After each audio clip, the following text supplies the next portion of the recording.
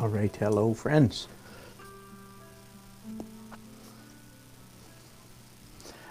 We are up and running with a beautiful Saturday afternoon painting. I mean, I don't know if the painting's beautiful, but the afternoon's beautiful. That's what I meant to say. It remains to be seen. Several of you have said nice things about my Hawaii painting. Hello, Jane. Good to see you. Well, see your name. And I owe you a signature, don't I, Jane? Let's not forget that. Next time I go to Charlotte, next time you come to Raleigh. Evidently, I forgot to sign a painting. All right, this is Daily Art Adventure number 819, Painting Sun Rays in Oil. Now, let me hasten to say, I didn't call this how to paint sun rays in oil, because the fact is I have no idea. All I have is guesses. So this is going to be an adventure and an experiment. Once again, let me show you the sketch that I sent to my client. This was I did a black and white painting in gouache. That's my black and white. And then I scanned it, and in Photoshop, I wiped out these rays completely and replaced them with airbrush Photoshop sun rays. So that's what I'm aiming for. Well, not quite that degree of, airbrushedness. Good. Thanks for not forgetting, Jane. Okay, so first of all, and again, so we're all in this adventure together. I did fuzz layer either yesterday or day before yesterday, I can't remember. I think it was yesterday. Be that as it may, as you can see, this is all dry. Hooray, 3 cheers for liquid. And I have on my palette then today a little bit of liquid, more than I really need. I put up more than I thought. Titanium, alkyd, fast dry titanium. And this pile over here is worthy of special mention. This is an experiment. Here it is. So every year at Art of the Carolinas, and this is commercial time, by the way, if any of you have never been to Art of the Carolinas, it's one of the biggest art trade shows in the country, I think. Happens every year in Raleigh in second weekend in November. And it's fun because all of the, I say all, so to speak, all the art manufacturers are there. All the supply reps are there. So one of which, of course, is Richardson. And one of the fun parts for me, it's all on super sale. And one of the fun parts is trying stuff. Talk to the rep and say, what do you have new this year that, that's not in the stores yet or whatever. And this is one that Richardson said, well, transparent marble white. It has marble powder in it. I've only used it in one painting so far. That was the plain vanilla ice cream plant painting that I did. Anyway, so that's what I've got on my brushes.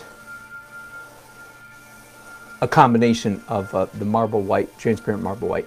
And of course, what they really mean is translucent, but hey, that's all right. They didn't have an English major on staff, evidently. I jest. I'm sure they know what they were doing, but anyway, it's not transparent, of course, or you wouldn't see it. If it was truly transparent, it would be a transparent white.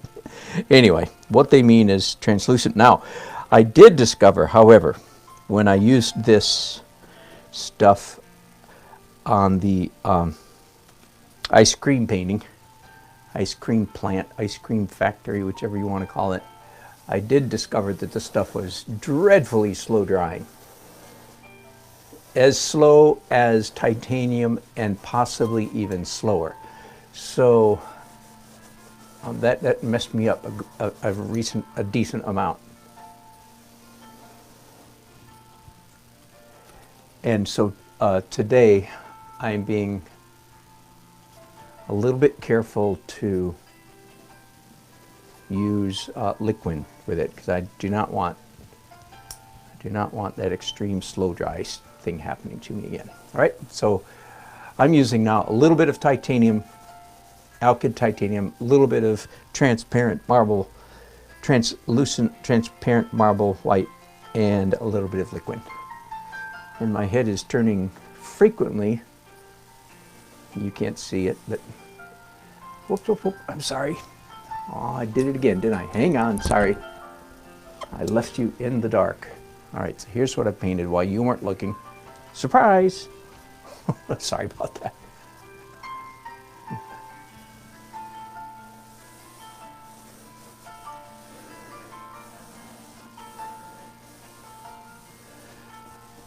So it's important to understand that this painting is dry.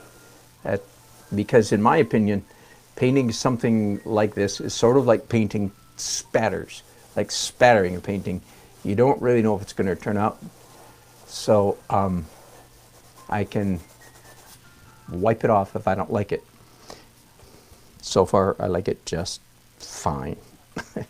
It'll do.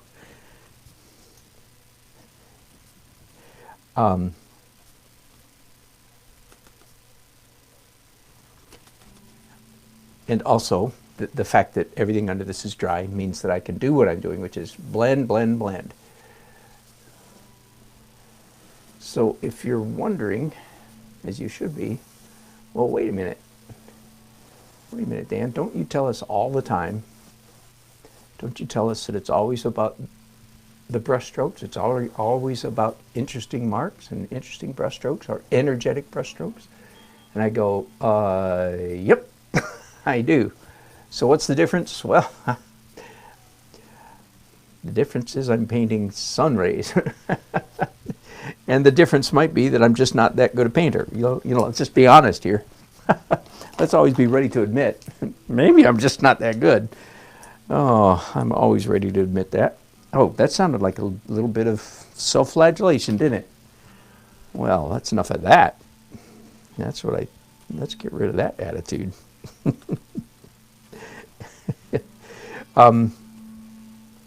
The stair step of improvement in your art journey, in everybody's art journey, is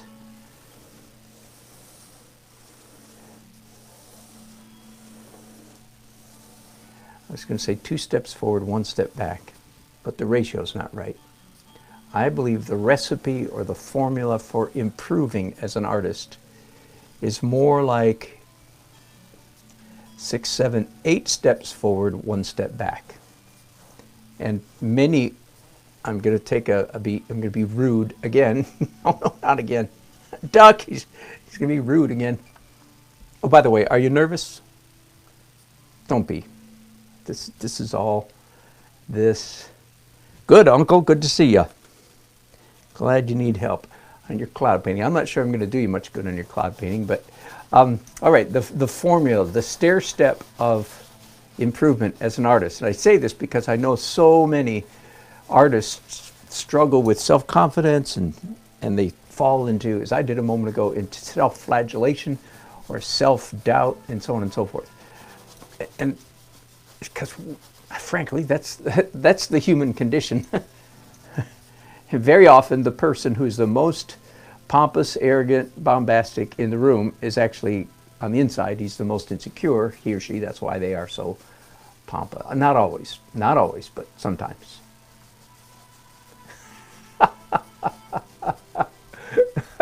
I'm tempted to make a reference to political, but I won't. I refuse.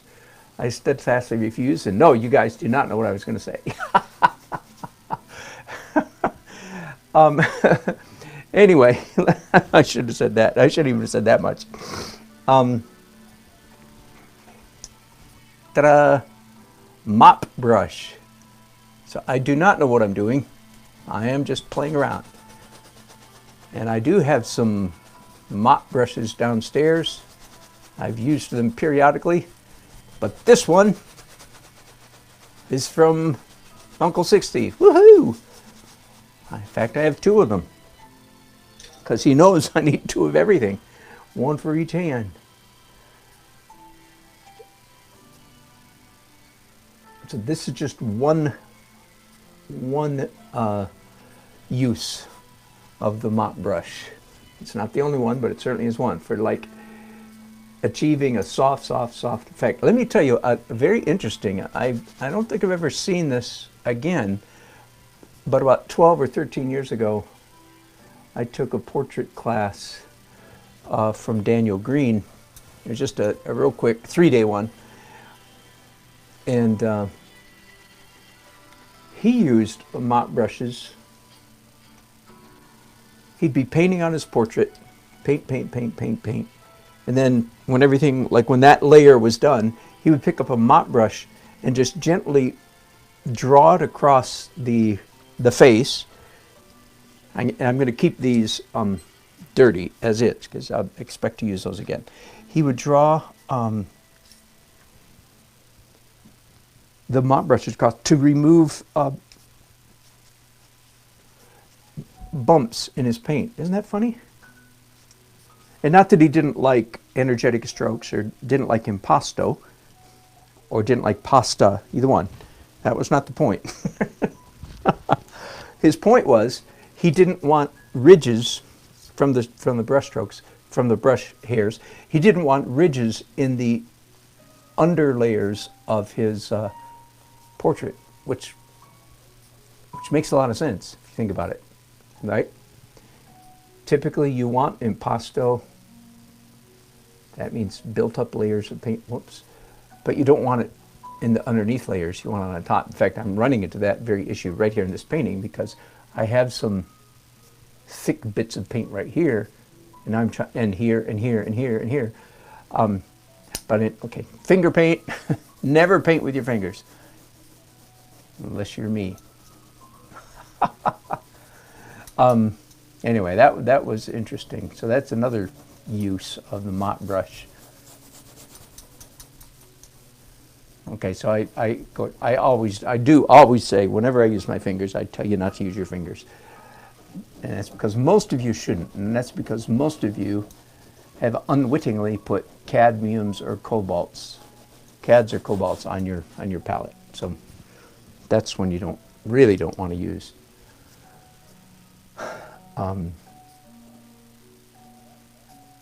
your fingers. Bear with me. I'm once again looking at my reference, my Photoshop airbrush reference.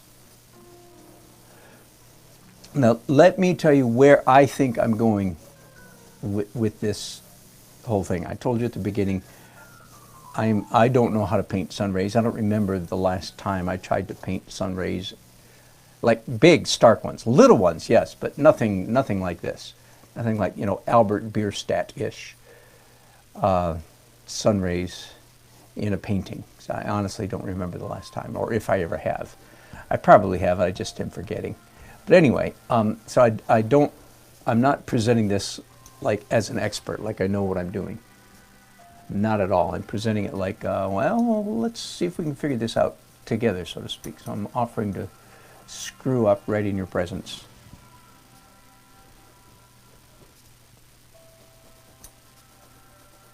So once again, the finger thing. Somebody out there is just having a fit, and that's all right. So I just want to acknowledge them, generally speaking. But no toxic pigments on your palette, and I feel pretty safe. Pretty safe doing this. I'm going to get out a little bit stronger medicine, so to speak, now. And with the finger stuck in a rag.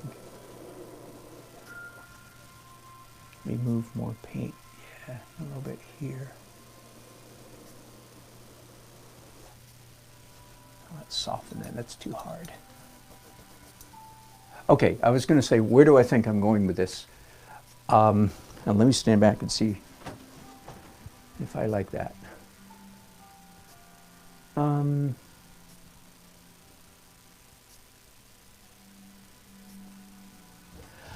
I think I do pretty much.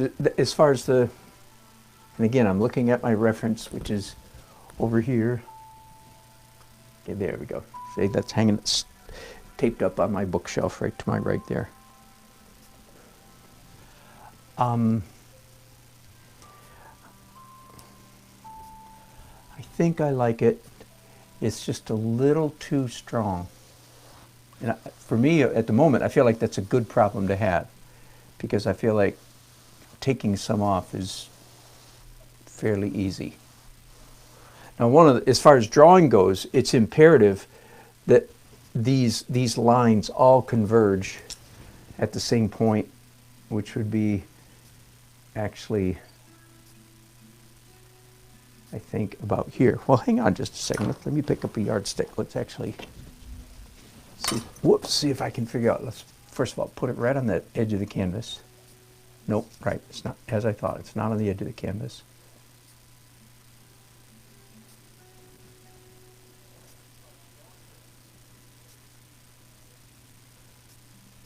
I'm very close, I feel like. So it looks good to my eye, and I just tested it with a yardstick, and it still looks pretty good. Let me go back then to a rag, and again, in my opinion, you really do need some cotton rags in your studio. Even the nice paper towels. And I also have a rag bag here. I also have an assortment of terry cloth rags in my studio.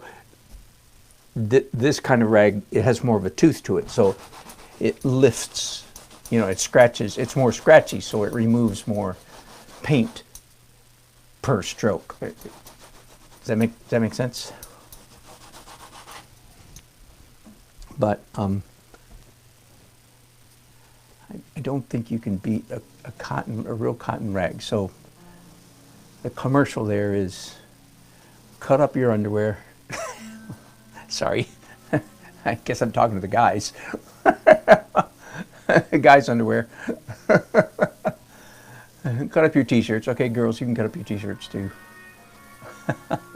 But because that's the kind of fabric we're talking about. All right, let me look at this again from a distance and see if I like it. Yeah, that's better. That's better. So what I think I'm going to do, in a sense, this is like a special application of the fuzz layer, isn't it? Sorry, some brush just fell on the floor and I can't find it. Here it is. It's sort of like a special variation of the fuzz layer, isn't it? And so what I think I'm going to do is, after I get it drawn the way I want, which I think I've achieved already, actually. That was a little bit easier than I was afraid it might be. Then I think now, and I'll keep painting here for a while, I think the next thing I want to do is turn some of this, because essentially this is called scumbling. By the way, somebody disagreed with me. I'm sorry.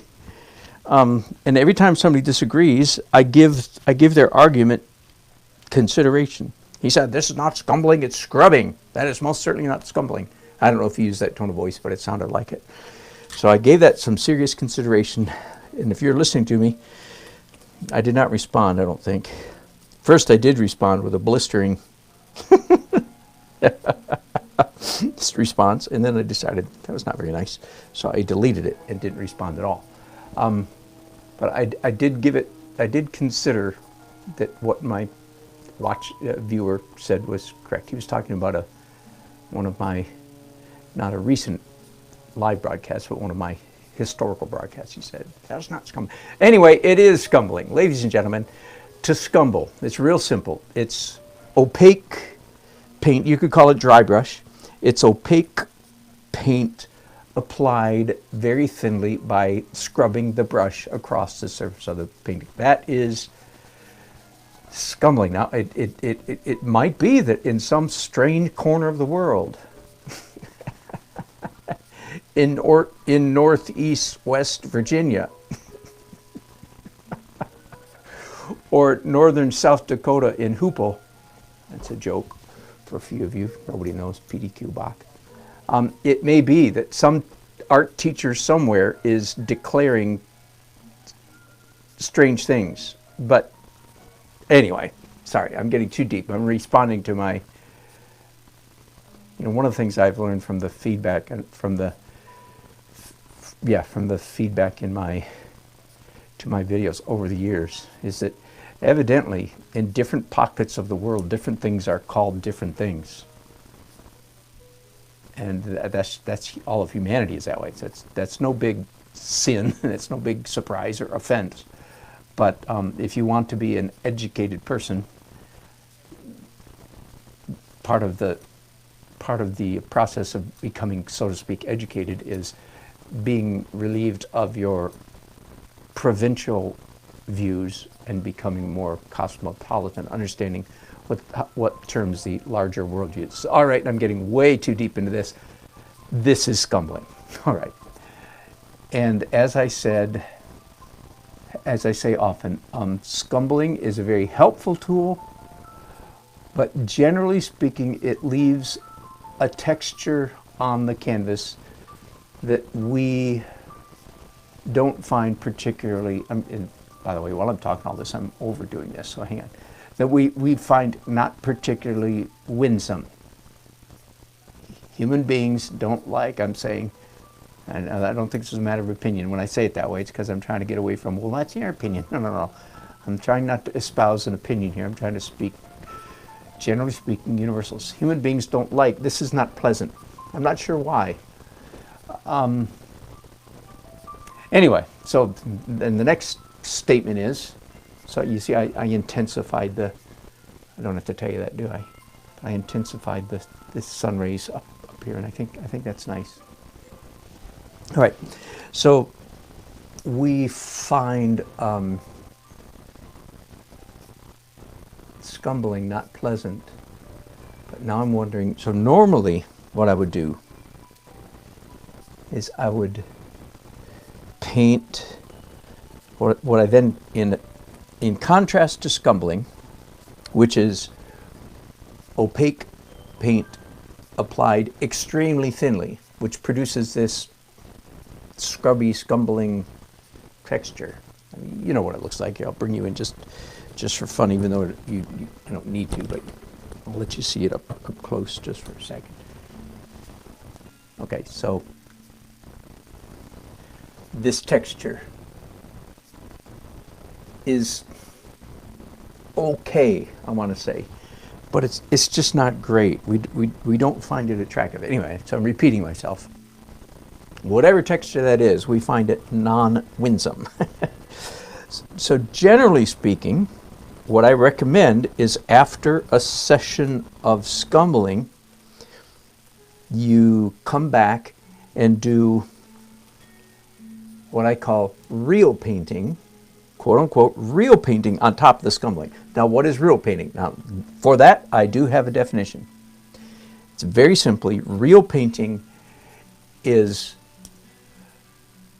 I'll describe the process first. You have enough paint on the brush so that when you drag the brush across the canvas, the paint lets go of the brush and goes onto the canvas and leaves grooves and marks, leaves paint. Okay, let me try to say that with fewer words. What is real painting? Real painting is you can see the brush strokes. The paint is thick enough so you can see. What is then in, if that would mean that would mean by default or by process of elimination, that means I'm saying William Bouguereau did not do real painting. And all I have to do is say that and know that, whoops, something's wrong. Because, but anyway, do you understand what I mean? Because he rubbed out, glossed out, smoothed out all of his brush strokes.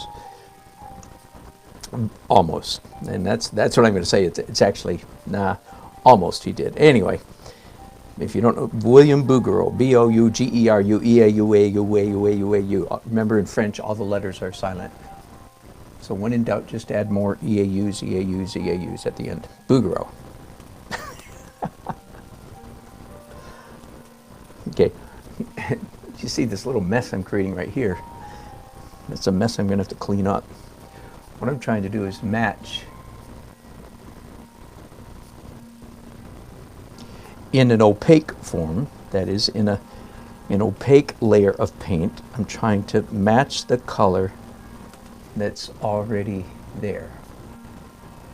And I keep coming up too light, except one time. Yeah, no, I haven't been too dark yet. So let's, there we go. So this is a real adventure in color matching color.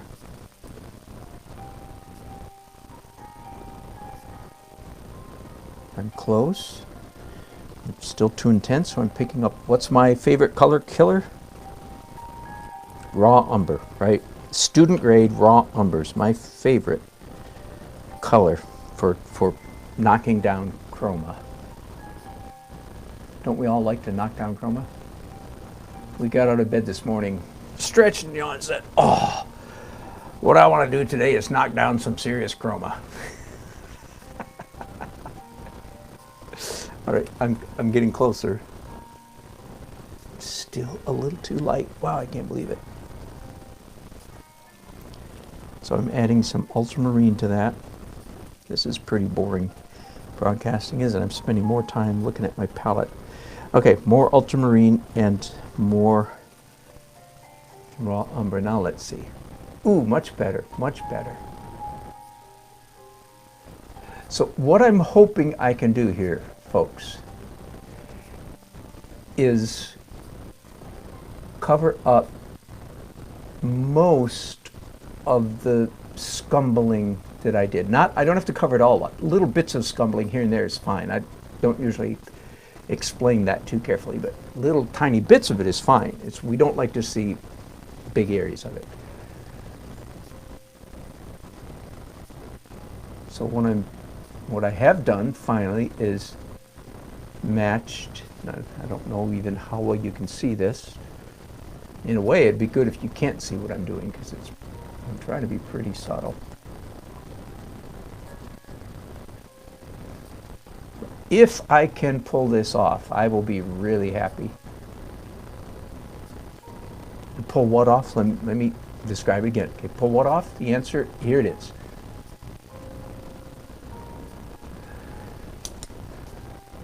I created the color and the value I wanted in these sun rays. I created the color, the intensity, the value, the lightness, darkness, color, and value that I wanted. It looked good. Everything looked good except for the texture that I had to use to create that effect.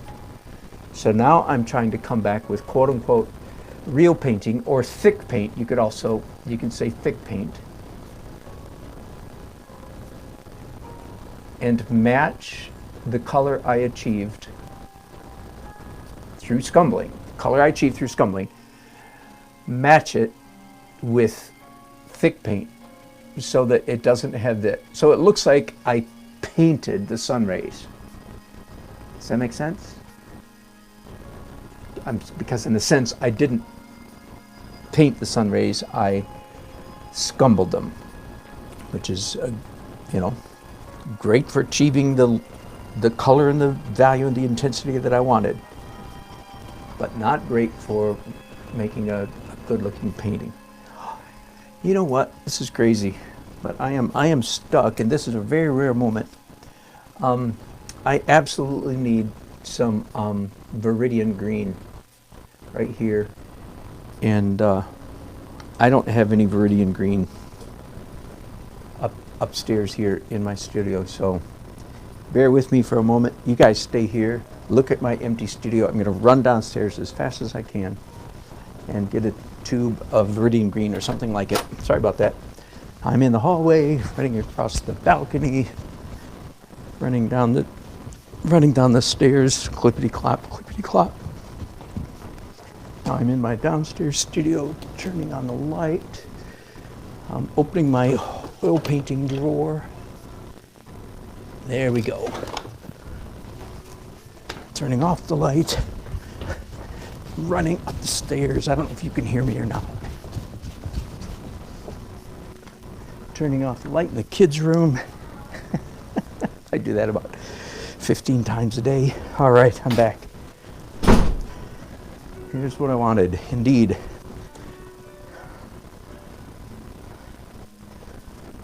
Whew. How are we doing? Oh, you guys are chatting up a storm and I'm missing it. All right, Viridian Green. You want to know something funny about this particular tube of paint? This is strange. I can't account for this exactly. But I bought this in about the year 2000. It's 20 years old and it's still perfectly good. That's weird. I have a few tubes around here even older than that. All right. How are we? Tripping over toys. Me too, Susan. We have. All right. Oh my goodness, you guys are just chatting up a storm and I'm missing it completely. Hello, Kevin. Good to hear from you. Uncle, I read your note earlier about them not shedding, and indeed they didn't seem to shed here, so that's great. That is the downside, by the way, of mop brushes, is they shed. So this a little commercial time. These are the ones that Uncle 60 sent me, and they're Princeton brush, 5/8 inch mop brushes. I think are they both the same size? Yep. So there you go, commercial, and thank you very much, Uncle 60. Let me look at some of more of your chats. Light Blue's back here, and he thinks I need a couple more rays. It's possible, it is possible, so we'll consider that. Hello, Nicholas.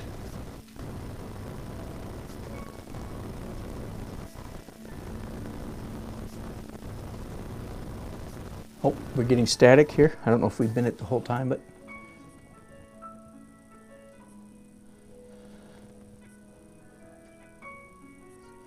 oh my goodness, Lady Grammy. Well, Lord, heal your husband's heart. I mean that sincerely and really right now. Okay. Bless you. Peace to you.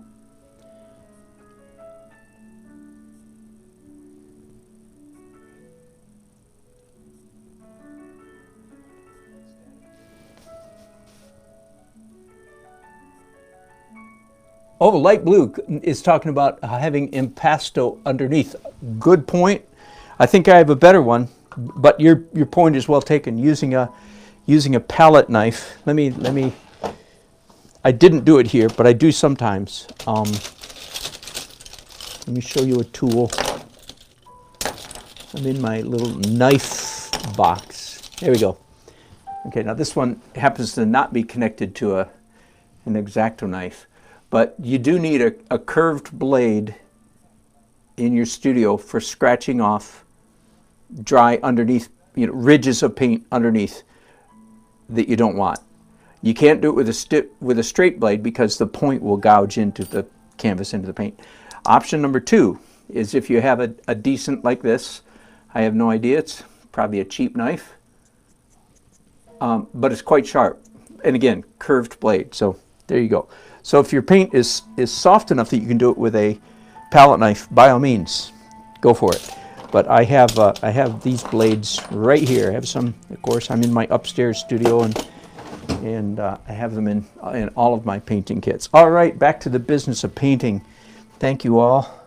Lady Grammy, bless your husband and you. So I'm mixing a little bit of Viridian Green. That's kind of funny because, whenever I give people a tour of my palette, I typically say, I don't care whatever green. I don't care for any green you use is fine with me. But for some reason, when I was looking at this color right here, when I was putting it up there and looking at this, is that, oh man, a little Viridian Green would be perfect. So that's why all of a sudden I knew that's the color I wanted.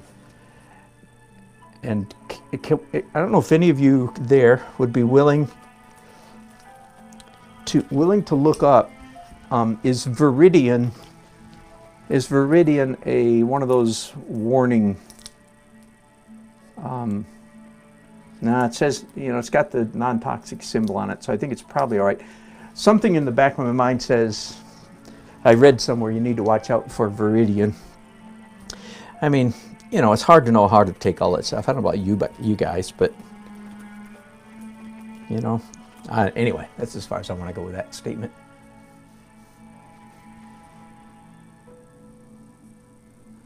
And light blue did suggest maybe that I should add more rays. Here's, and you may be right.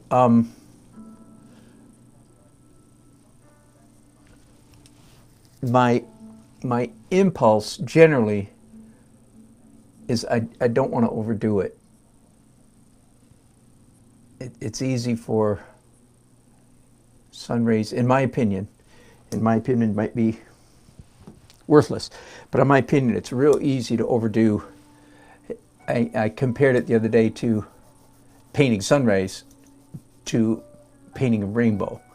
Like, really hard to do without coming across corny in a painting. If you can render a rainbow, I mean, far and away the best tool for rendering a rainbow is an airbrush. Most of us, most of you, I do have an airbrush. Most of you do not. Most of you are not going to. Now, I'm looking at those two rays that I've done, and you know what? They're coming across too opaque, because they are opaque. But what that means technically is that they're too light. The differential between the color of the water and the color of the sun ray is too extreme. So let me, see, I could be doing this all day, and I do not want to do this all day.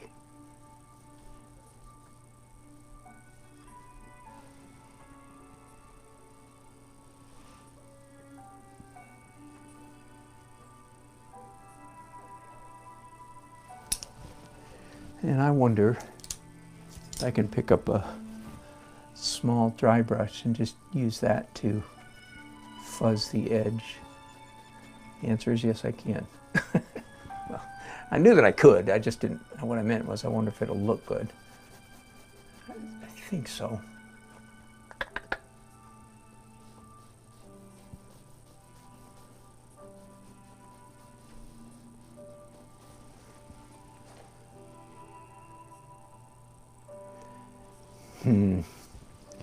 We're still making this up, folks. What are you guys saying? 2 more lines, one at the top, another where the water is bluest. Down here? Is that where the water is bluest? That's probably what you mean, right? You might be right. What would it look like if there was another?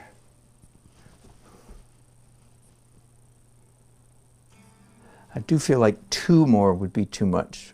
At the moment, that's the way I feel. Again, I could be wrong, but 1 more. Okay, we'll take a vote. How many think I should do one more ray? Not down here, but I think up here, maybe just above this one. But you're welcome to express an opinion either way. Okay, so what I've got on my brushes now is, again, a darker color, slightly darker than what I did a few minutes ago.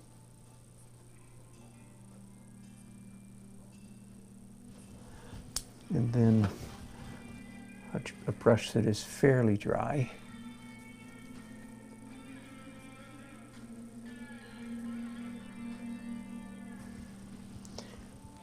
Lady Grammy says, oh, light blue, you say no in the middle. You mean right here? Or you mean right here? Okay, Lady Grammy votes for 1 more ray.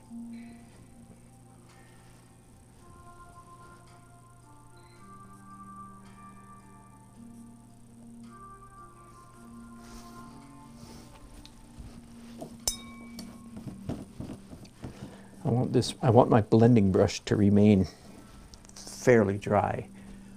so that I'm not moving paint around with it, so that I'm not applying paint, but just moving around what's already here. And again, even what I'm doing now is in fact a scumbling texture, right? Dry brush moving around, but it's much more limited, and that's okay. I hope I've been clear about that. A little bit of scumbling here and there is fine, but acres of it, like what I had earlier, I feel like that's what is not fine.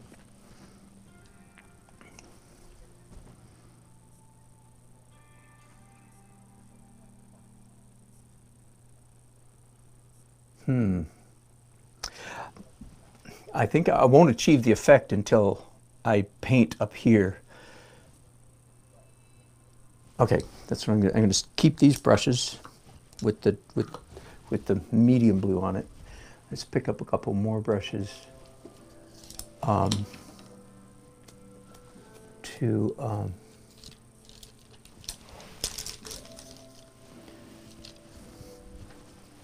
paint the color up in the sky.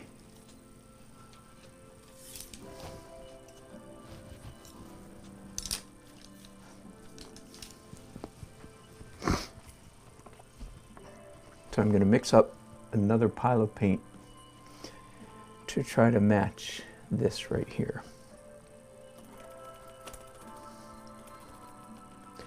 It has quite a bit more yellow in it, so I dip my brush in the Naples yellow.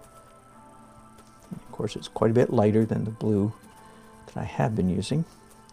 So here we go again. The art and magic, the hit and miss of trying to match color.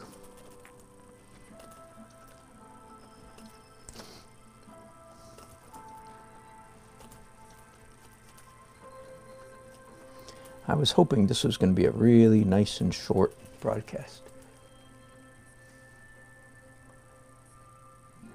Okay, way too light. It's the same mistake I made down here, isn't it? You'd think I'd learn, wouldn't you?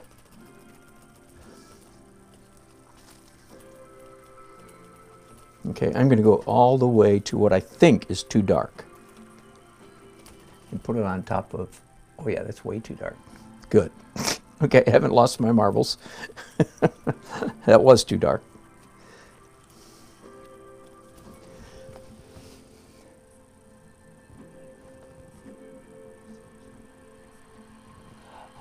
Cause, thank you. It says here, non-toxin Viridian replaced verdigris. Ah, there we go, there we go. Viridian replaced verdigris, that makes sense. Light Blue says one more. Redina says, hello Redina, haven't heard from you in a long time. Good to hear you, my dear. She says, don't add another ray, okay.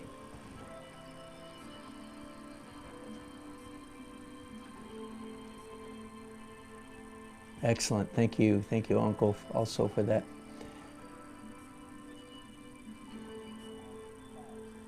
Hydrated chromium, isn't that interesting?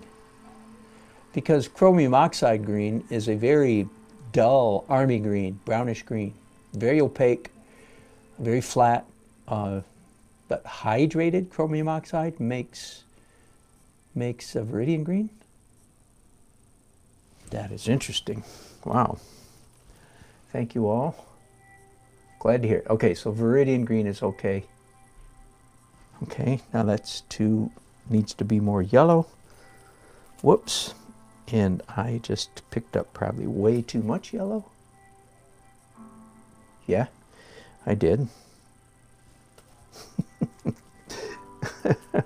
Here's a vote. Here's a good reason to be consistent in which brands of paint you buy. I will say brands first of all, because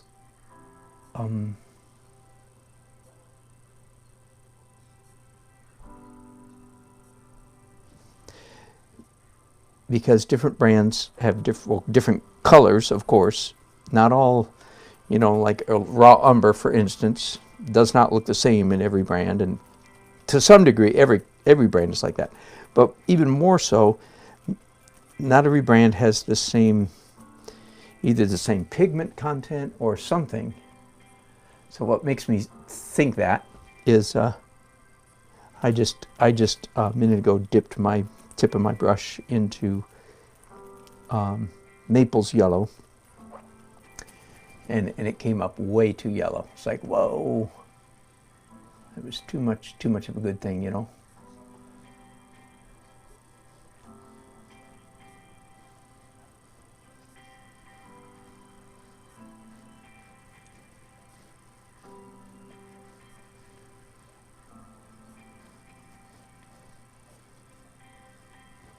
Let me look at that. Okay, that's not bad. It's beginning. I'm getting some of the feel of a sun ray.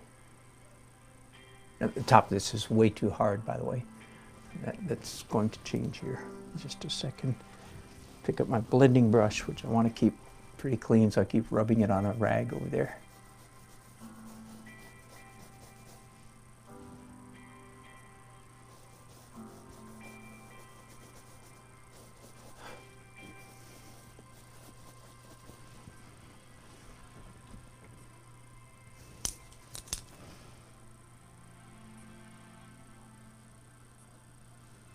Now, one of the characteristics of this, one of the elements in this painting, is going to be a very sharp horizon line, white horizon line, as if we're peeking under the clouds to a far distant sunny bit of sky. Let me show you this is the effect. It won't be quite as bold as this, but that's the idea. And that I will paint that last. I'll paint that after all this sun ray stuff. So right now I'm just painting over that area, and it will be corrected later. Whew.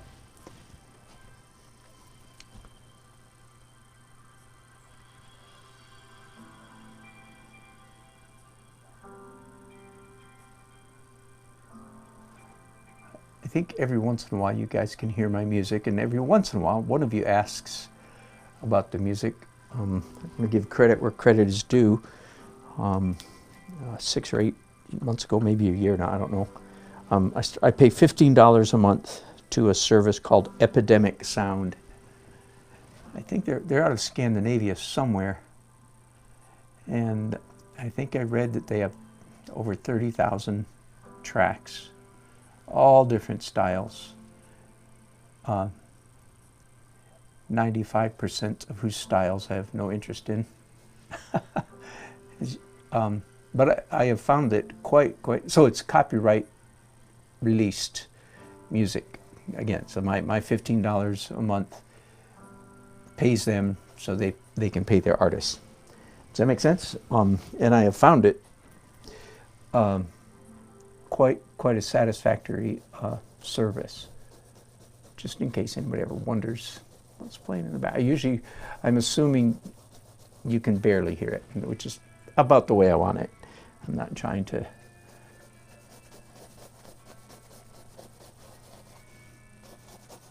I like the service well enough that sometimes when I put on background music downstairs for supper time, for instance, I'll actually play Epidemic Sound music for meal time.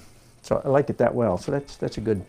And of course I have about 15 or 20 different categories that I've put together. The category that's playing right now is called Very Low Energy. I'm finding this week that that's one that I'm really liking. Generally speaking, I don't need to be wound up when I'm painting. I got plenty of wind up on my own, I think, so I don't need external. Hey Doug, do you have a specific question? This is Doug, my assistant. Hello. Who's downstairs building equipment for me. I Yeah. got almost one, which is the hardest one, the first wall built. You found one hole. Oh yeah, got it. And to make sure the integrity, to make sure everything's square. Because you're never making exact Right. 90-degree cuts of wood. That's right. Okay. So I'm going to put the centerpiece in with the holder for the shelf. Okay. Oh. And let that true up the square. Okay. Got it. Does that make sense to you? Yep. Okay. So what I wanted to clarify and make sure I was on the same page with you Okay. is that's 10 inches to the bottom of the shelf. Yes. That's where I'll put the hanger. From the top of the floor to the bottom of the shelf is 10 inches. So it'll be 10 inches to the top of the hanger, the piece of wood that the shelf sits on. That's correct. Yep, 10 inches to the top of the shelf that the shelf sits on. From the top of the floor. Yeah, yeah. 10 inches from the top of the floor Yeah, you said it two different ways. to the bottom of the shelf is 10 inches. Right, so the hanger, to call it that, is the top of the hanger. I'm going to put across it Is 10 inches from here to the to the floor. floor. Yep, got it. Just wanted to clarify that. Great, thank you. Thanks for checking. No problem. I just wanted to make sure before I put it in.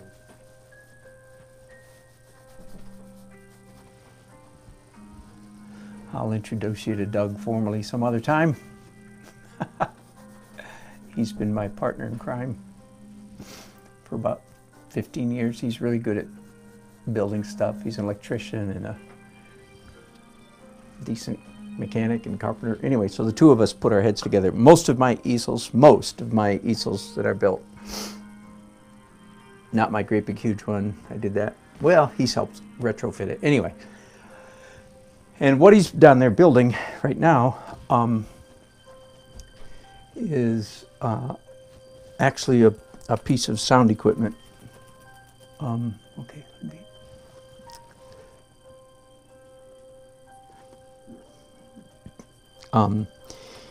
You don't need to know this, but since you're my friends, I'm blabbering. What equipment? It's actually not a piece of art equipment exactly. It's a piece of musical art equipment. It's a box on wheels that holds 2 car batteries, a power converter, and a battery charger. And it'll all be self-contained, waterproof, heavy, 140, 30, 40 pounds, but on casters and with a hand truck, accessible. This is so that I can perform, or anybody else, on the street, on streets generally, without the use of an extension cord. So I have 2 car batteries.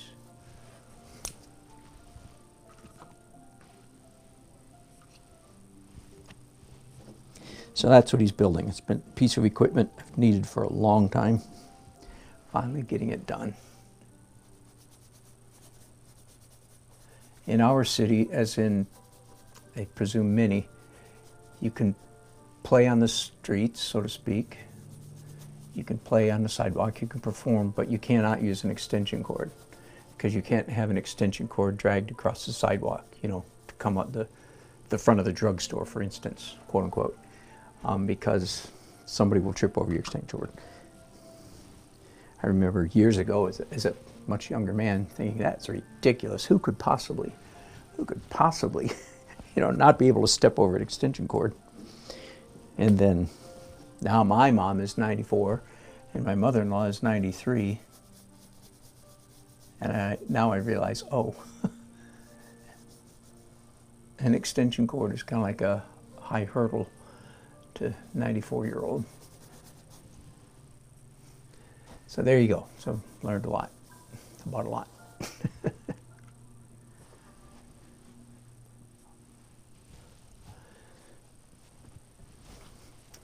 You know what I'm going to do? I'm going to do that trick I just mentioned that Daniel Green did. I really don't want brush strokes. I want it to look like real paint, but the brush strokes themselves are really interfering with the illusion because they're catching the light and creating a contrast that is not there in the color of the paint, but it was there in the texture. So there.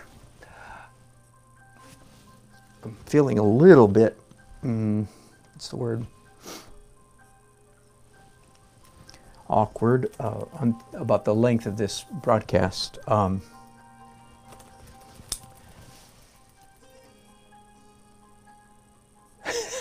would not make a peanut butter and Viridian sandwich. Definitely, peanut butter is horrible. That's great, Michael. Can I explain the reverse beam of light over the ocean? Yeah. I love Redina. You're in bed. Bless your heart. Oh. Good. Glad you've been busy working on your own stuff. And thank you, Redina. Glad the painting looks pretty good.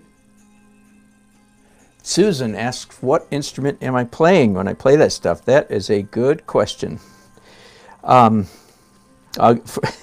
If my wife were here, she would give you her standard smart aleck answer, and there's a story behind it. I'll reject the story for the moment. She would say 40 instruments. Well, indeed, when I perform, I am in fact surrounded by now 50 instruments, but don't be that impressed. I'm surrounded by 50 instruments, mostly because 2 of the instruments that I play come in one in each key. Okay, those 2 are penny whistles, Celtic whistles, tin whistle, whatever you want to call it. I have more than a dozen of those.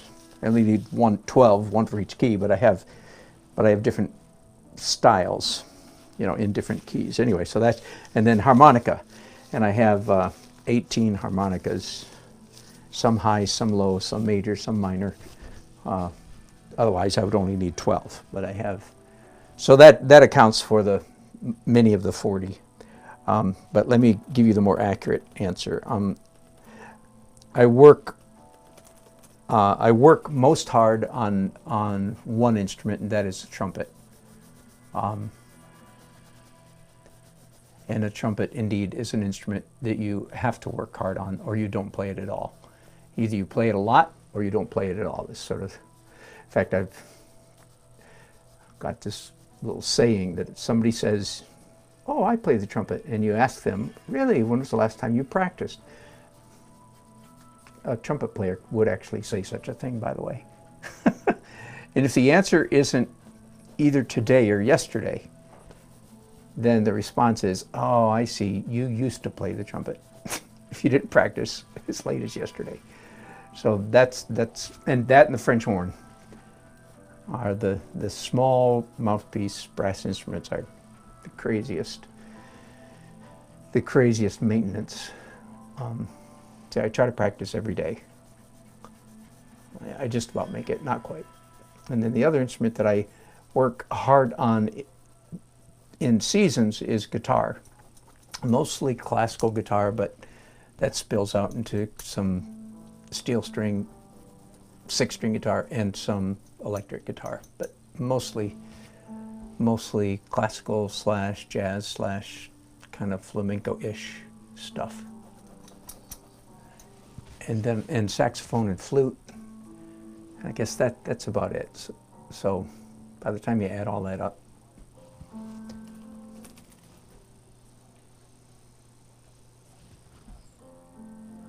that's what I do. So yeah, one of these days I hope that I'll play, and it'd be appropriate for you guys to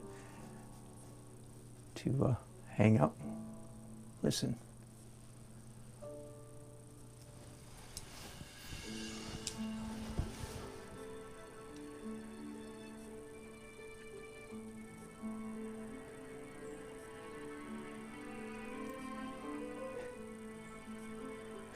Okay, Redina, thank you. You're very kind. Okay, you're right. I probably do worry too much. I do worry too much about boring you to tears. Hopefully not to tears, but boring you nonetheless. Okay. I'm mixing up now a slightly darker bluish green to come back and, oh, more green, to repaint the waves. Let me hasten to say again, there's still one more, at least one more layer of painting process to take place on this whole painting, and that is the final edit layer, where I will indeed apply little bits of even thicker paint. But I am making this painting the sun rays a dedicated step in the process. I think you can see why. Because, all right, according to my calculations then, my sun rays are all painted in the water, not up here. So let's graduate to painting in the sky, where they get, of course, quite a bit more intense up here. And I don't know. I'm not sure. I'm not sure if I like this or not. How close are you guys?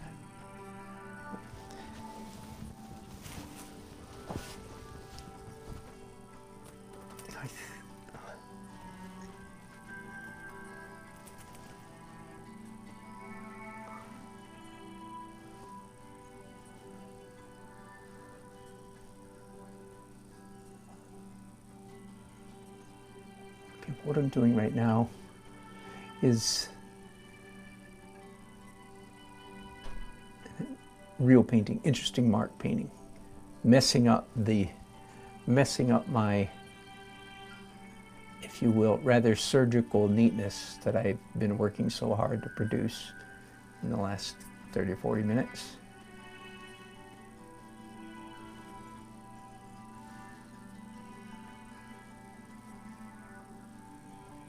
So how about that? After all, I am doing a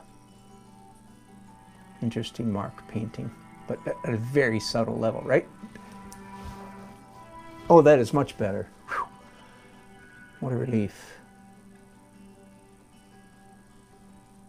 This trick that you see me doing now, I've never done it on sun rays before, but I've mentioned it periodically, especially when you have to put people in your paintings. A real useful trick is, because something like a person, a human being in your painting, or an animal, really has to be rendered accurately, or it just will drive everybody batty. If you haven't done that yourself, as I certainly have, then you've at least seen somebody else do it. Otherwise, a decent painting, but they've got a person in it, and even though it's painted in a fairly loose and abstract manner, does not cover the fact that the anatomy in this figure is just not right. Something's wrong, right? We've all done that. We've all seen others do it, I presume. I'm assuming you live on the same planet as I do. So a really helpful trick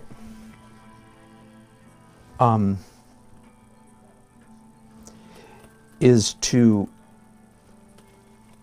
stick your tongue out, so to speak, do some tongue painting, hold the brush the wrong way if you need to, even if you need to do that, God forbid, and render the heck out of that figure.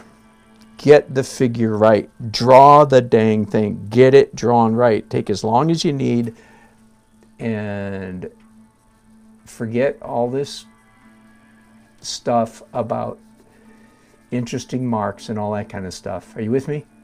So all that goes out the window for a while. Paint the figure accurately. But now, of course, that accurately rendered figure, if you're doing a real painting, now the accurately rendered figure sticks out like a sore thumb, because it's tight, whereas all the rest of the painting is, again, I'm only talking to those of you who do what we arrogantly around here call real painting, right? But that's a fairly easy fix. So in other words, paint the figure tight, and especially if you're in oil. Harder to do if you're in acrylics, but especially if you are in oils, before it dries, you just mess it up, just literally with interesting marks, with bold, fast, strong, confident marks. You drag, scratch, move, brush, blend, whatever it is, whatever it is you want to do. And that's the hard part, really, is is knowing what doth an interesting mark make, or what doth make a mark interesting. That's the hard part. So you have to have developed some discernment about how to make creative marks, interesting marks, I mean. But anyway, that's a good trick. So that's essentially exactly what I just did here. You see how long I've labored. I'm not done up here yet, but down here, how long I worked to get those sun rays looking sun ray-ish, right? Some pretty subtle painting. But then when I was done just a few minutes ago, I came back and just messed up, intentionally, messed up the strokes so that they look good, looks like a painting. And I'm happy to say, I know you guys, you probably can't even see it, but looking at the painting in person, I'm happy to report that the effect is quite satisfactory.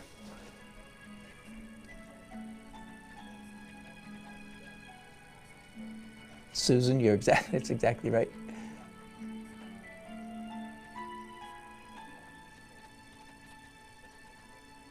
Sure.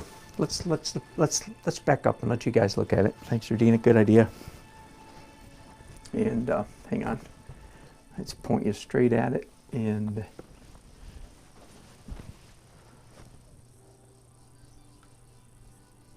there. That's most of it. Got it? And we're getting some funny reflection in those strokes, again in the brush strokes. And if I don't like it, I can do this Daniel Green trick I mentioned earlier. Thanks, Uncle 60, again, for those nice mop brushes. All right, back to work.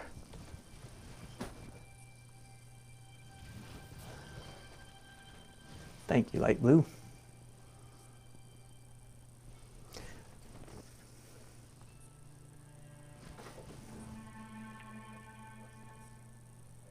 So far, I don't know how long, I've been doing this over an hour, I presume, right?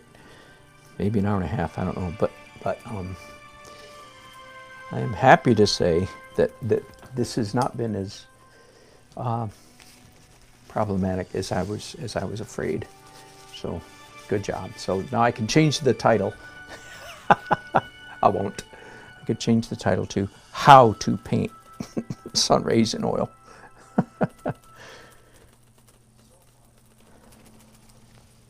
Again, trying to match color, match what's already here.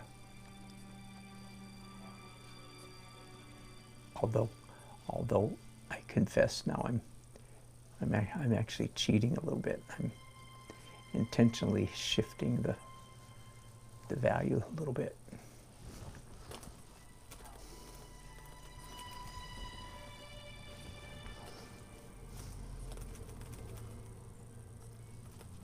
I've introduced, in my mixing up here, by the way, I've introduced a fair amount of violet dioxazine. Whoops, it's way too light now. And some yellow ochre, just to let you know what's in the recipe up here. Just then I added, the last thing I put on my brushes was a tiny bit of ultramarine.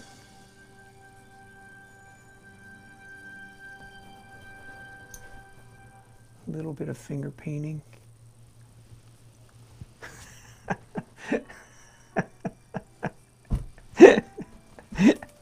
I'm sorry, Michael, I'm laughing at you. I wouldn't make myself, Uncle says, I wouldn't make myself a peanut butter and Viridian sandwich. Michael says, yeah, peanut butter, yuck.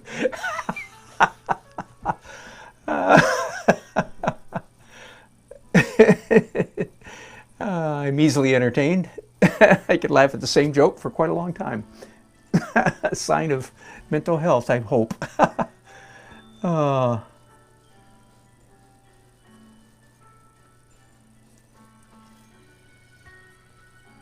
Hey, just for fun, Lady Grammy, we pray for your husband and you. I'll bring you guys in on some of my medical journey. So, a couple weeks ago, I went in for my Welcome to Medicare checkup. Yeah, I went in for my annual checkup, first one in 6 years. Anyway, and my thyroid numbers were not good, so I went in for a recheck. 2 days ago? 3 days ago now, and indeed, my numbers were even worse. And so, of course, the doctor just did what all doctors do. He just said, "All right, so I'm hypothyroid. That is, my thyroid is not producing enough something, whatever it is thyroid is supposed to produce." And my doctor did what all good doctors do, which he just said, "Well, you just take these pills." And indeed, I certainly might end up taking the pills, but I don't call me ornery, otherwise pronounced ornery. Call me ornery. That means even more ornery, or stupid, or stubborn, or hopeful, or expectant, or whatever. But I'm going, no, wait. Let me look around and see what natural, if there's any natural antidote to hypothyroidism.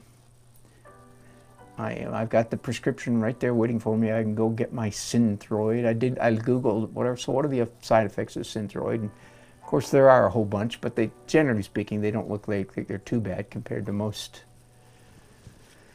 And I do know that being hypothyroid is pretty common in older people. I just don't want to admit that I'm one of them right off the bat. So if I start bloating up in front of you, that's why I'm telling you, my friends, if I start blowing up, which is one of the symptoms, I believe, of hypothyroidism, is sudden weight gain. And if I start blowing up in front of you, please say, "Dan, go take your Synthroid." Or if I start falling asleep, or if I start getting grumpy in front of you, all of these things. Now we can blame everything. Eureka! I have just realized I have an excuse for everything now. Of course I'm grumpy. My thyroid's not working. That's going to work, isn't it? Oh, that's a key to a happy marriage. It's my thyroid. Oh my goodness. All right. So there you go, gang. We can blame everything. Don't watch his broadcast. He's grumpy. His thyroid's not working. Happy days are here again. I got a built-in excuse for everything. Give me some more junk food. My thyroid doesn't work. Sorry, it's not that funny, Dan. I know I'm simple-minded. I think that's one of the indications that you're hypothyroid, that your intellect stops.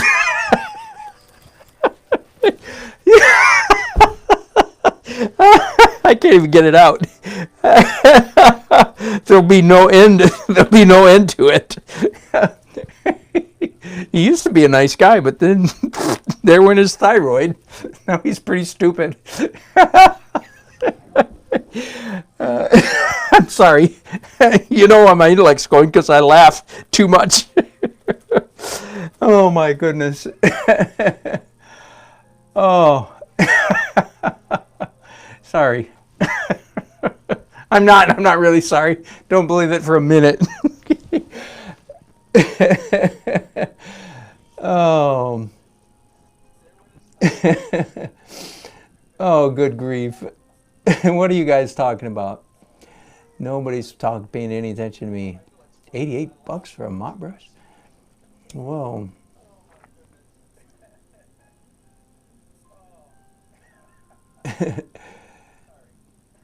Thank you, Warren. Yes, this is the first time I painted sun rays that I know of.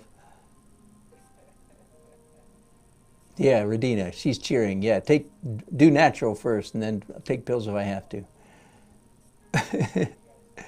Uncle, so it'll grow. No, it won't. It'll make my hair fall out. Well, that's already done.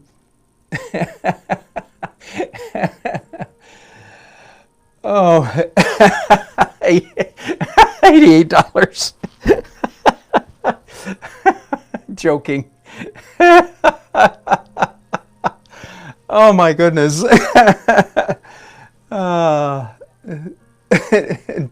Dangerous crowd, rough crowd.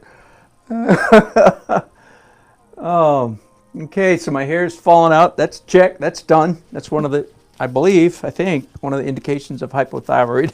That means I've had it for 35 years. My hair's been falling out for a long time. My thyroid's evidently. That's not true. That is to say, my hair has been falling out for 30 years. So clearly that can't be, the thyroid's not the problem. Oh my goodness.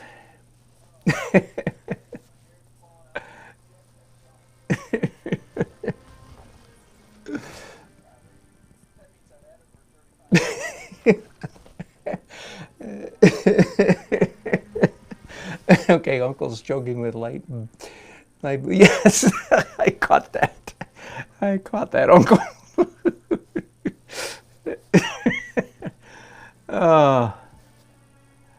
All right. So anyway, I can, like I said, I got an excuse, built-in excuse for everything now. My rudeness, my fatness, my baldness, and my stupidness.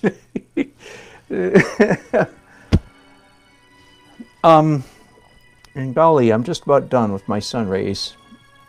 I will take a second look at them. I need to watch. I'm not being paid a mint, but I'm being paid fairly for this painting. I'm not being paid exorbitant. So I need to keep keep it in balance. My assignment here is to do a beautiful painting for my client. My client, Kelsey. I did her wedding a few weeks ago. You saw it. It's the one that was in front of the windows with the steel mill behind it. That was Kelsey's wedding, and this is her honeymoon. A photo from her honeymoon.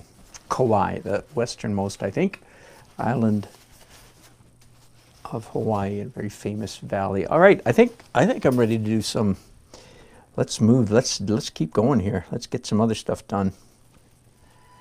And the first thing I want to do is the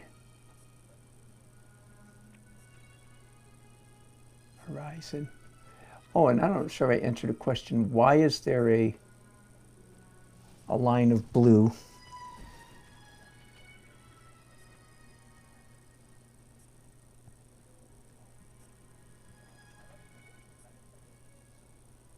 because there often is on a stormy day.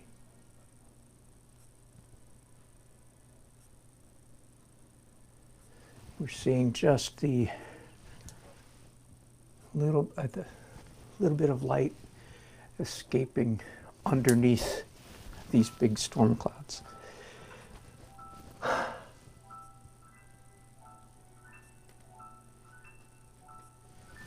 Now let's do some of the final highlights, perhaps. I think they're final on these cumulonimbus clouds.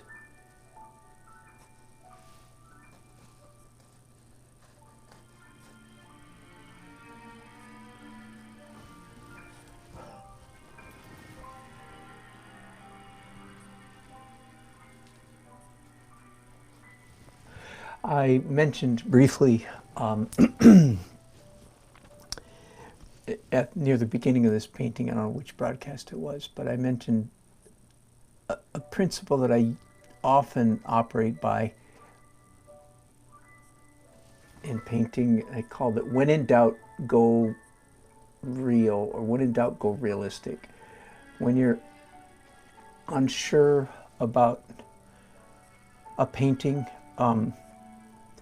better to err on the side of realism, because generally speaking, I think very few people will complain about a painting that is too realistic, too detailed, too accurate, too carefully drawn, too realistic. People will rarely complain about such a thing, whereas they might complain about the artsy, abstract stuff that we artists tend to do. They might, hopefully not. Anyway, I have found that my default setting, and I think it works for me, is that when I'm doing a painting that I'm uncomfortable, what's the word? I'm timid about. I tend to err on the side of tight, accurate, realistic rendering, and that's the way I feel about this painting. Some of you might say, "Why are you insecure about this painting?" And it's real simple. It's just the subject matter. When I was a young man, I said this a couple of days ago too. I did, a landscape, sort of romantic landscape, if you will, if I can call this that, was my, the most standard thing. But for the last 20 years, that has not been the case. As you probably know, most of my paintings feature a great deal of, or at least some degree of, architecture. My landscape paintings, anyway. Well, even my wedding paintings have tons of architecture in them, don't they? Plus the figures and the portraits. So that's why I'm insecure, so to speak. I'm in new territory and feeling a little bit uncertain about how to handle this particular painting. And so that's where that general guiding principle for me, I think, serves me fairly well. When in doubt, all my paintings have a range from abstract to realistic, hyper-realistic, hyper-abstract. And, I'm usually in here. But for a painting that I'm insecure about, I bump the needle toward realism a little bit. And again, feel free to follow me in that if you want. I think that's generally a good practice. So I would rather have my client unwrap this painting when it arrives in her home and go, "Oh my God," because it's more realistic than she had envisioned. And that will probably be a happy discovery. Whereas if I were to do a whole series of Hawaiian landscapes, I feel quite confident that my needle would come back toward the abstract end of the spectrum.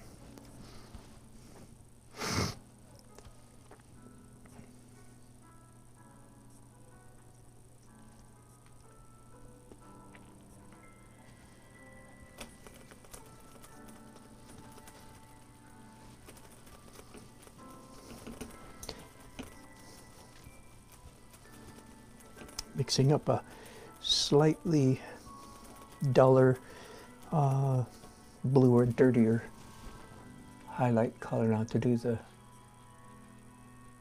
the back side of these clouds, the classic silver lining.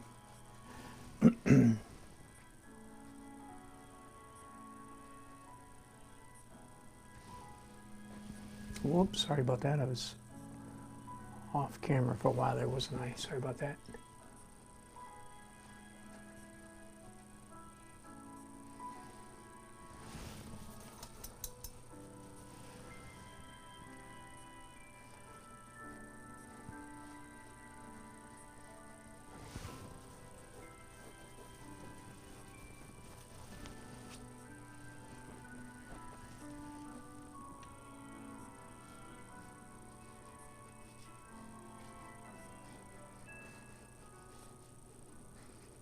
Here's another, by the way, on the other hand, and some of you can follow me in this, others, you're not ready yet. But again, when in doubt, this sounds crazy, but when in doubt about interesting marks, on the other hand, when in doubt, paint with your left hand, paint with your wrong hand.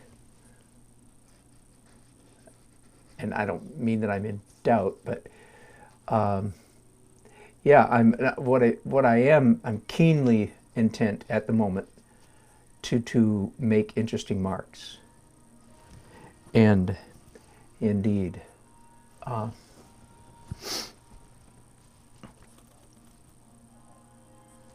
when I'm particularly intent, really want to make sure I'm making good marks, I do often tend to focus on my left hand, my other hand.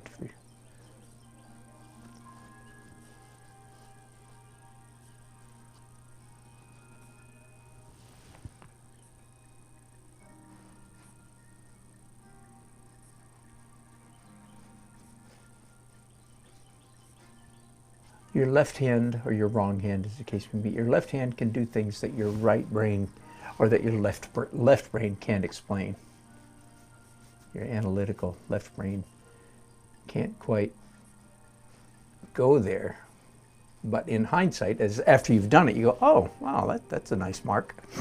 That kind of thing I find myself experiencing, not terribly infrequently. That's a good feeling. So once again, 3 cheers for painting with 2 hands. I beg of you to give it a try. Most people quit, say, I just felt too weird. Well, again, it felt weird to me for 3 years, at least.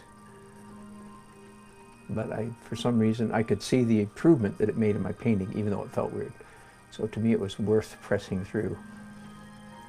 I've told you often about the day, and I'm saying 3 years, that's just a guess. It was about 3 years after I started forcing myself to paint with 2 hands, which was at about age 50, that I was standing on a street in downtown Raleigh, painting, and all of a sudden I discovered that I had been painting with my left hand for several minutes and didn't realize that I'd been using my left hand. That's the day that I say I became ambidextrous. Now, some people have said, no, you're not ambidextrous. Okay, whatever. I don't care. I don't know what that definition means. It doesn't mean that you comfortably use both hands then. So, whatever. All right, but let's finish up the sky since we're up there. I'm going to do a little bit of my old trick, my old sky trick. It's real simple, and it applies to all the painting. Here's the general principle. Whenever possible, paint in the reverse. That is, paint an object, not by painting the object, but by painting what's behind the object. Whenever possible, paint in the negative. Another way to say it. Whenever possible, don't paint the object in front of the background.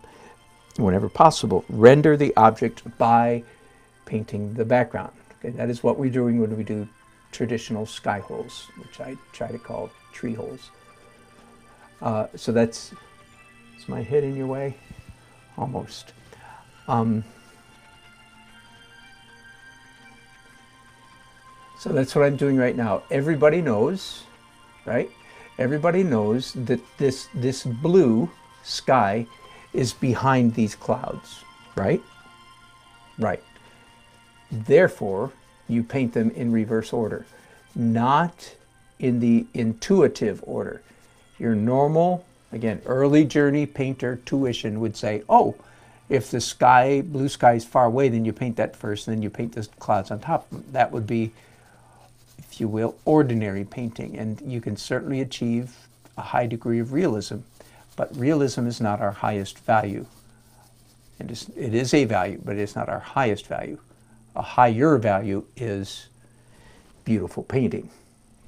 So by painting the blue sky after, our brain gets a little momentary flutter of confusion, I like to say, and that's probably exaggerating the case, but still close enough. Our brain gets a little flutter of confusion because our eye can actually pick up the fact that the blue is on top of the cloud. I'm assuming the person's looking at the painting, not from 6 or 10 feet. So it's only for people who are interested in looking at paintings. And our eye can easily pick up. It's not hard at all. It's not like some extraordinary skill or anything. No. Our eyes easily pick up that hang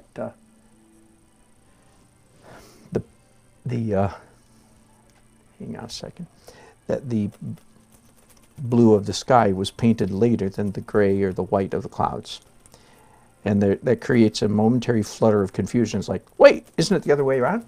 So to speak. I'm not saying a person says that consciously in their brain. It's like their brain does all this without their awareness of it. But creates a little aesthetic pleasure, that momentary confusion, which again is counterintuitive. Most people in most of life say, I don't like being confused. Oh, that's stupid. No, I don't want to be confused. Okay? So at that point, that's where the experienced painter goes, that's what you don't understand. In the world of two-dimensional art, that little flutter of confusion is in fact experienced as pleasure, as aesthetic pleasure. So that's what I'm doing. I'm coming back and doing a lighter blue. I decided that was too dark. Plus it gives me a good excuse for doing what I always do, which is a lighter on top of the darker.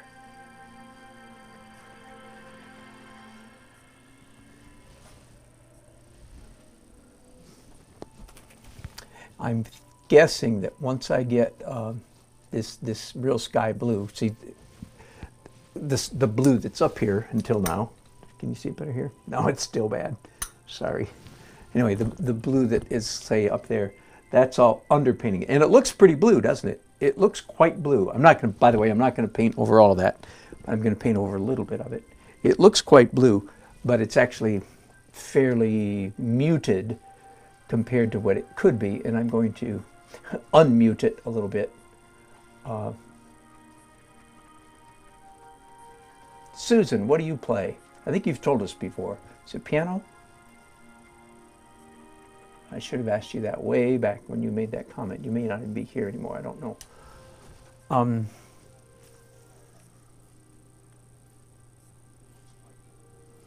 Yeah, I was afraid of this. I'm liking this sky, but now I am afraid that the contrast between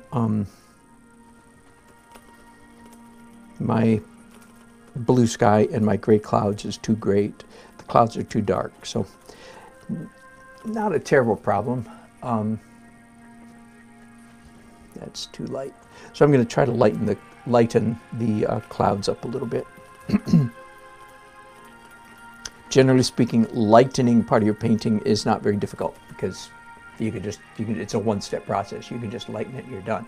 Darkening part of your painting is a lot more problematic because it's a two-step process. You have to darken it with transparent and then come back and do light on top of, next to, adjacent, close to, whatever word you want to use there, close to the dark that you just put down, because you never finish. Every rule could be broken, but generally the rule is you never finish with darkness, you finish with light.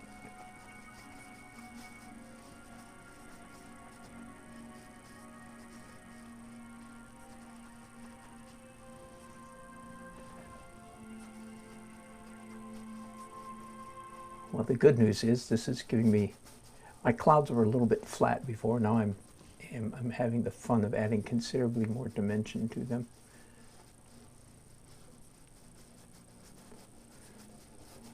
Dang, this is probably going to be a painting I make available on Fine Art America. Because it's so rare for me that it's the fact that it's a that's too light. The fact that it's a pure landscape, no building in it, quite unusual, and some people probably would like that.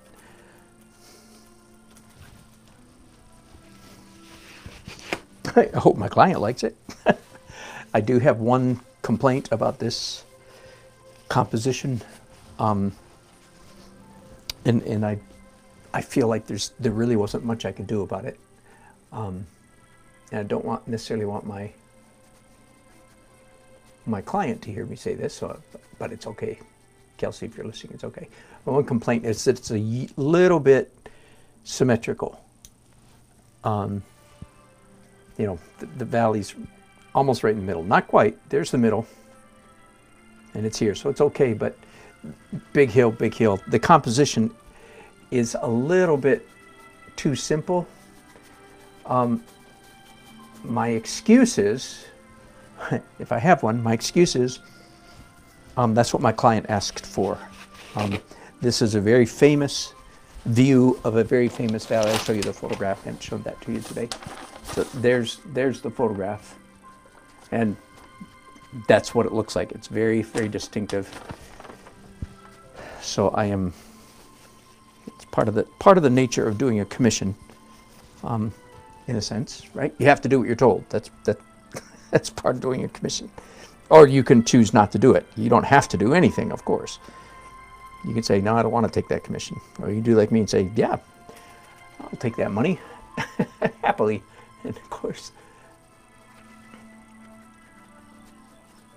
that is much more my attitude. Like, heck yeah, for money, I'll paint anything. uh,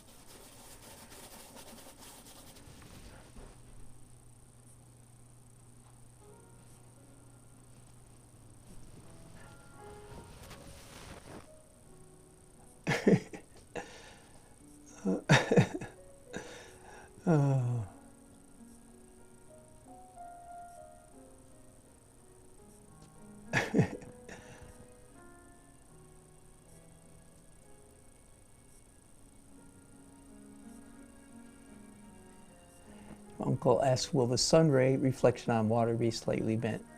I don't think so. I don't think so.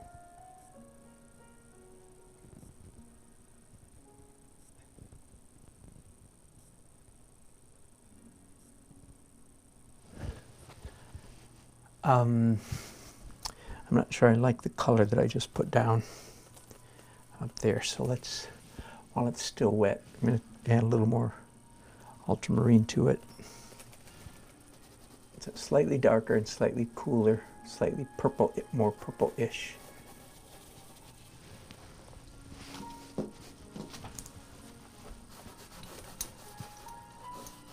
I don't want to lose all of my underpainting. The original abstract underpainting still shows up all over in this painting. I often say when I'm doing the abstract, I mean, this is a good moment to reiterate it, that of all the crazy stuff that I do at the beginning of a painting, the abstract underpainting, again, I don't know if you can see it, but it doesn't show through much here, but everywhere else, it's just little hints of it everywhere. But the one thing that does show through most steadfastly is the white that I put down. And I don't know if you guys, I don't know if you can see it, but there are, because there's a thickness to the white, and that's what we're seeing here.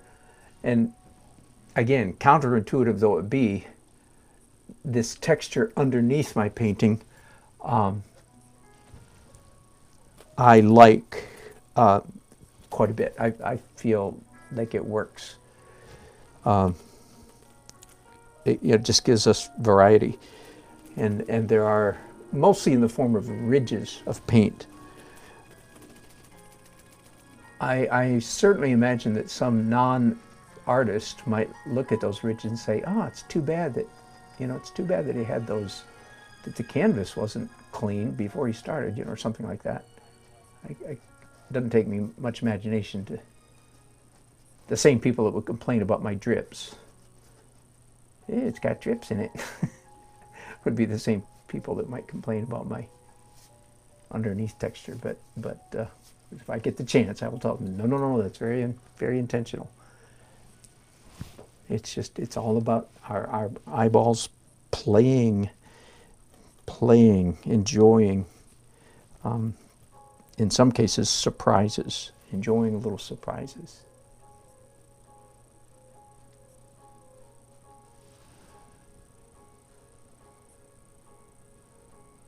Now I'm violating the paint the background last rule, right? I am. How do you know when to violate a rule? The answer is when there's a countervening or mitigating contrary rule that is more important. In this case, having a delightful little secondary light on this cloud was more important than the negative painting rule.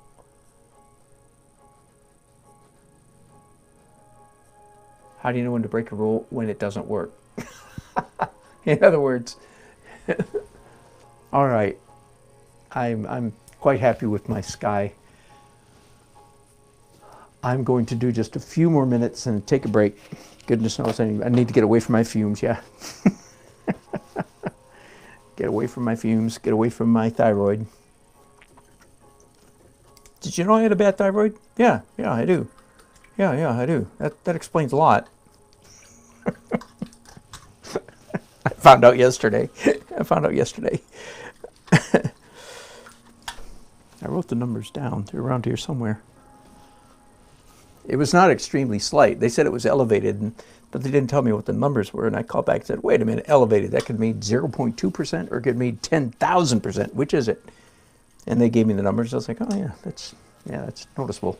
Like quadruple, 5 times what it's supposed to be, something like that. So it was not slight. Anyway, I am not terribly worried about it. I'm going to try to tackle it naturally first, and if that doesn't work, I'll take pills like everybody else.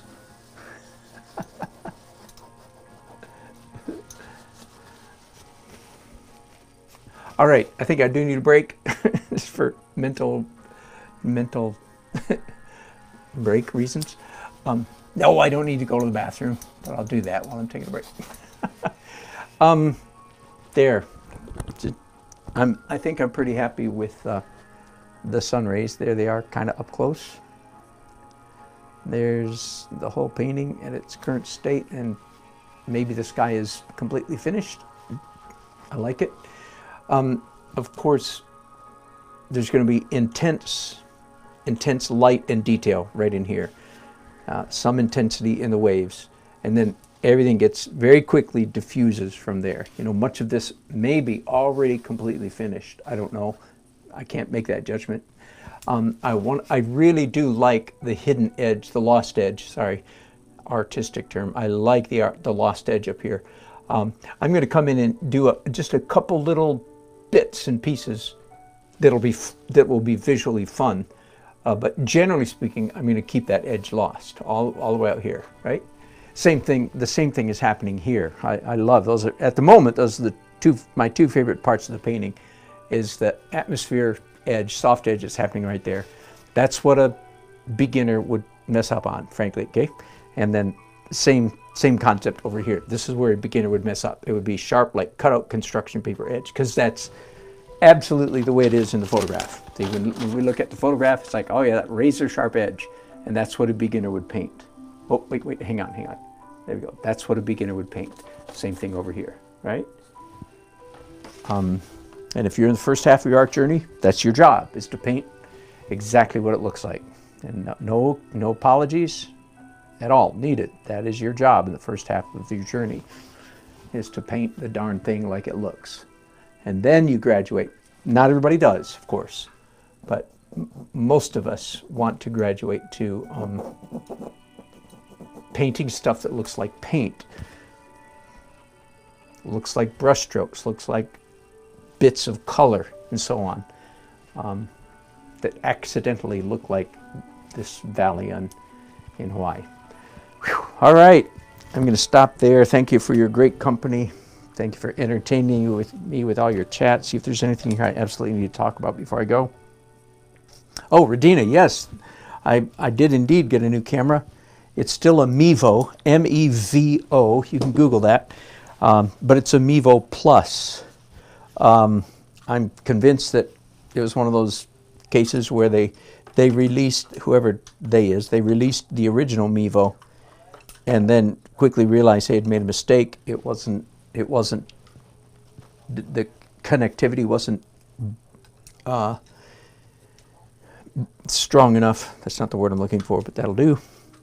And so they had to release an upgrade, which was considerably more expensive. But thanks to the intervention of some of you, they sent me a new one free, because this is now the fourth, and because of that, because I complained about how quickly two of the first three busted really early, and they very kindly felt bad about that, and so sent me a free replacement. So Yahoo for them. It's called a Mevo Plus, and I think it's working better, right? It seems to be. I'm getting far fewer complaints from you guys. All right, I am signing off.